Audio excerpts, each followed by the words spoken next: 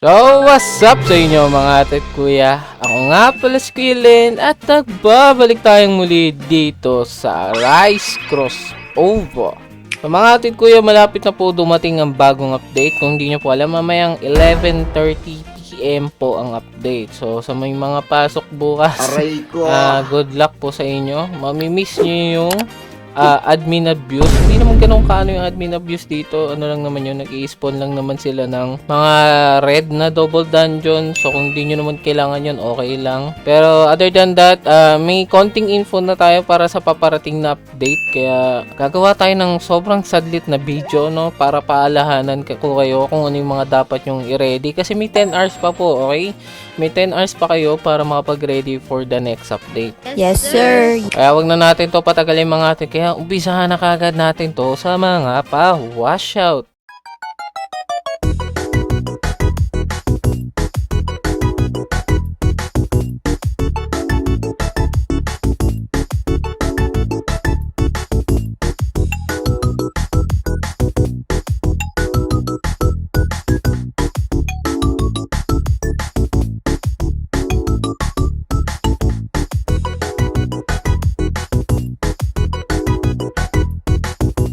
Okay, so tapos na tayo sa mga pa-washout. Ngayon, pag-usapan natin yung mga paparating sa next update. So, Kuya Len, ano po ba yung mga darating sa next update? So, pag chinek po natin yung description po para sa Deadly Pass Part 2, is nakalagay dito is bagong island upgraders, new gacha rarities, new relic, and new title. So, hindi ko alam kung saan yung bagong relic na yan. Then, may bago ulit tayong title. Okay, hindi ko rin alam kung Aray saan yung ko. mga yan.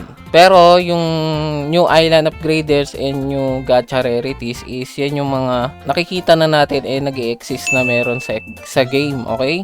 Siguro para sa new island upgraders, magkakaroon tayo ng bagong upgrade, okay? Yung gento, yung nagbibigay ng weapon damage and shadow damage. So maganda if max nyo na yung lahat ng token nyo pang upgrade para meron kayong pang exchange, okay? Yung mga tokens ko ngayon, almost max na po silang lahat, no? Bukod dito simula sa Shinkai token papuntang shield, hindi ko pa sila namamax pero nakikita nyo naman nasa 17,000 na sila. Tapos yung the rest is max na, pati yung mode token ko is max na po, okay?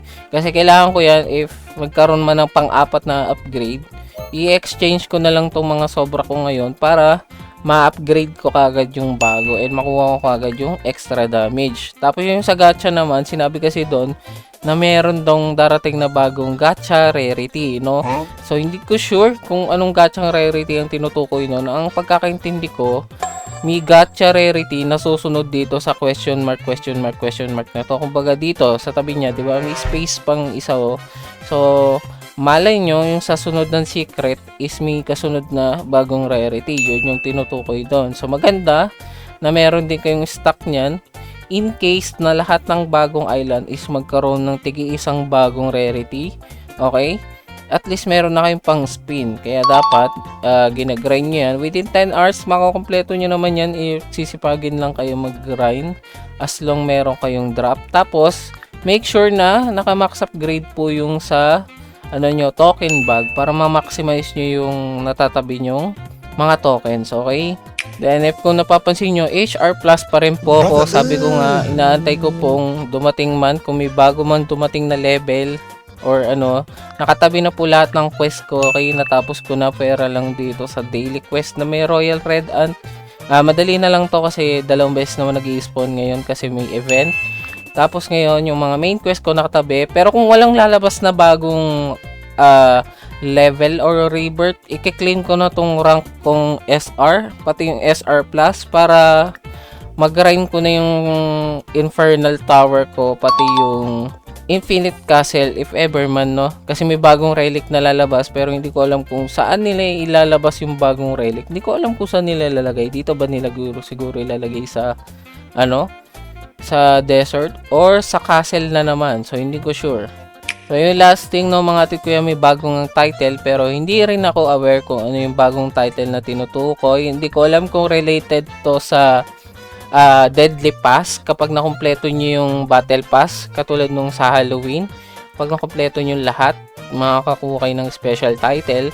And speaking of title, nakuha ko yung Halloween Monarch, no? Naabutan ko pa siya. Kasi ang kulang-kulang naman that time talaga is yung mga mounts na galing sa Battle Pass. Tapos binili ko lang siya gamit yung Battle Pass ngayon. Kasi mukhang wala namang special Battle Pass, ay special title na makukuha. Kasi ano lang to eh. Parang ito yung 2 weeks title ata. 2 weeks Battle Pass na lumalabas lagi. Hindi naman siya yung holiday na Battle Pass, kaya hindi naman ako namomroblema. So malaking upgrade sa atin to kasi ang ganda talaga ng Halloween Monarch. So makikita nyo ang ganda ng mga buff ng Halloween Monarch. So sabi ko nga sa inyo, sobrang ikli lang ng video natin ngayon kasi gusto ko lang kayo i-remind sa mga dapat nyong gawin. Make sure pala na maximum yung ticket nyo, okay? Kung magka-grind pa naman kayo, pwede kayong bumili ng mga potion of bundle, 'di ba? Bili kayo niyan, tapos magga-grind kayo ng token. Syempre, magga-grind din kayo ng dungeon. So mababawi lahat ng tickets na ginagamit nyo, pambili ng bundle, mapapalitan lang. So magandang meron kayo nakatabi niyan in case na kailangan nyo ng mga potion in the future. Kunyari, magga-grind kayo ng Infernal Castle kasi baka magkaroon ng bagong relic nga na makakatulong sa inyo mag-push. Kailangan nyo ng Shadow Potion, kailangan nyo ng gem, kailangan nyo ng cash, okay? Kailangan nyo yung mga yan para may pang-ambag din kayo sa guilds, okay? Para ma-upgrade yung guilds nyo. So hanggang dito na lang tayo mga atit kuya. Sabi ko nga sobrang ikli lang ng video natin. I hope na makapag-grind kayo bago po dumating yung next updates para sa mga may pasok. At least kahit paano kapag nakapaglaro kayo kinabukasan pagtapos nyo pumasok, meron na kayong mga resource na kailangan nyo para sa update, no?